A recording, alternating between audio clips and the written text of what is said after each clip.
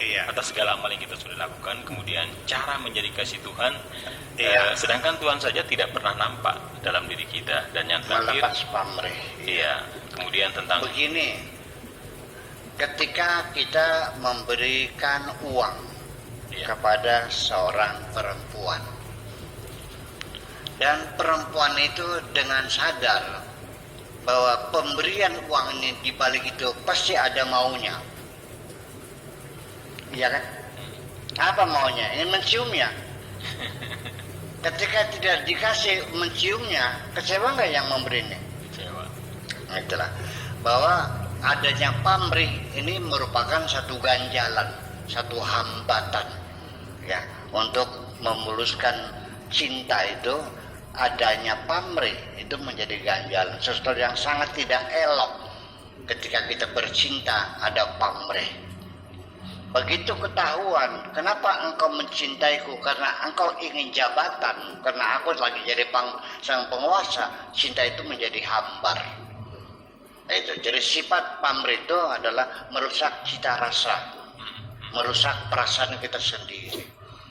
Ya, ketika engkau memberi sesuatu, tapi ketika saya sadar ada pamrih supaya proyekmu itu lolos, namanya apa?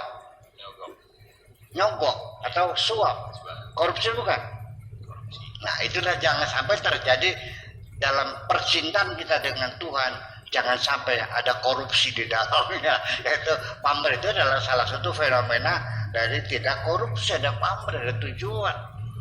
Ya, apakah di dalam uang di dalam kresek, apakah transfer, apakah dalam koper, ataupun dititipkan kepada siapapun, cara penyuapannya, yang penting adalah tidak mungkin seseorang berbuat sesuatu kecuali ada pamrihnya. Dalam peribahasa ada udang di balik batu. Itu kan peribahasa. Jadi ini menjadi kaidah umum bahwa setiap perbuatan yang dilakukan manusia mesti ada pamrihnya. Itu tidak salah juga. Artinya ada tujuan. Makanya ketika yang berbuat adalah Allah, kita tidak boleh bertanya mengapa Allah berbuat. Tetapi kalau manusia berbuat, kita tanyakan mengapa. Kenapa? Kita pengen tahu pamrihnya apa, tujuannya apa. Kan semacam itu. Jadi kita sendiri sebagai user, ketika ada orang membantu saya, dan saya tahu dia ingin sanjungan, maka saya harus pandai menyanjung dia setinggi-tingginya. Kalau perlu saya ngajak orang banyak-banyak suruh bertepuk tangan supaya dia senang, kan gitu, supaya ngasih lagi. Jadi pamrih itu menjadi diakali, itu satu. Kemudian akan tetapi dari sisi yang lain, kita ketika berbuat baik kepada seseorang itu tidak bisa dihindari ada pamrihnya. Pamrih yang tertinggi adalah bahwa semua kebaikan yang kita lakukan kepada siapapun adalah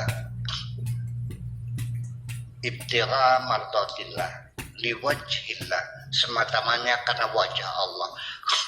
Aku menolongmu bukan karena aku melihat kesengsaraanmu.